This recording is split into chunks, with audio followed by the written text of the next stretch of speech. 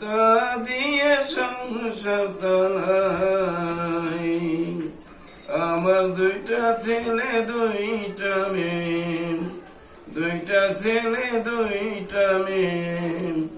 একজন হইল প্রতিবন্ধী ছেলে, আর তিনজন বালা।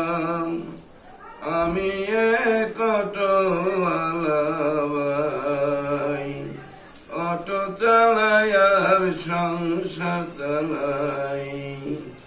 এই হলো আমার কাজ, এই হলো আমার কাজ।